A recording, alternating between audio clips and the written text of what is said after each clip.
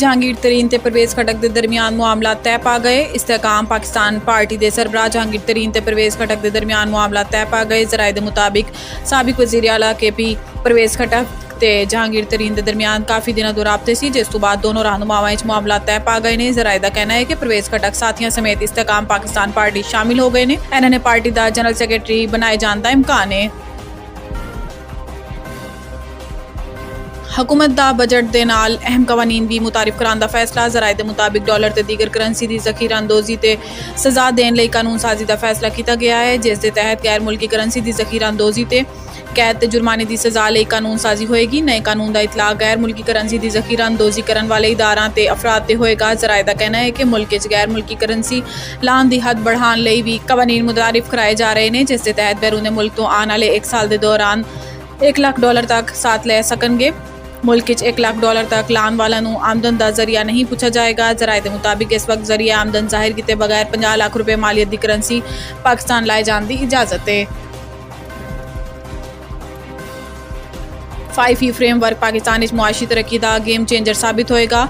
समाजी राबते की website Twitter ते एक बयान वज़ीर इतलात और नशरियात मरियम औरंगजेब ने किया है कि एक्सपोर्ट्स पाकिस्तान वाटर ते फूड सिक्योरिटी इन्वायरमेंट एनर्जी ते इक्विटी टर्न अराउंड पाकिस्तान के सतून ने इस फ्रेमवर्क के जरिए बरामदात इजाफे लई नए कारोबार रोजगार की हौसला अफजाई होएगी। इन्होंने कहा है कि तालीम सेहत के फरोग ते आबादी के कंट्रोल ते पाकिस्तान की तरक्की की राह हमवार होएगी। सस्ती ते बिला तातुल तवानाई की फराहमी तो मईशत और कारोबार नई तेजी आएगी। आबी ज़खायर ते गज़ाई तहफ़्फ़ुज़ के जरिए माहौल बेहतर बनाया जाएगा। पाकिस्तान के जरिए नौजवान को तरक्की के मौके दिते जान, इन्होंने बाख्तियार बनाया जाए। GDP के लिहाज तो फिस्कल खसारे का 4.9% तो कम होकर 4.6% आना बड़ी कामयाबी है। हुकूमत की दुरुस्त मुआशी पॉलिसी का मुस्बत नतीजा है।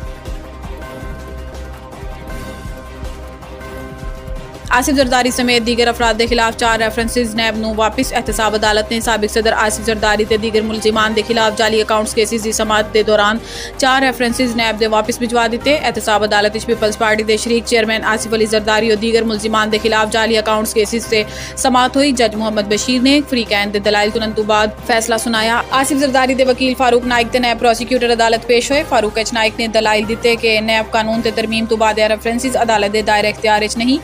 अदालत रेफरेंसेस से ट्रायल नहीं चला सकती। अदालत ने साबिक सदर आसिफ अली जरदारी, फरियाल तालपुर, हसन लवाई ते दीगर दे खिलाफ मनी लॉन्ड्रिंग रेफरेंस नू वापस भिजवा दिते। इलावा अजीम मंजूर कादिर ते दीगर मुलजिमान के खिलाफ प्लॉट अलॉटमेंट रेफरेंस भी नैब नू वापस भिजवा दिता।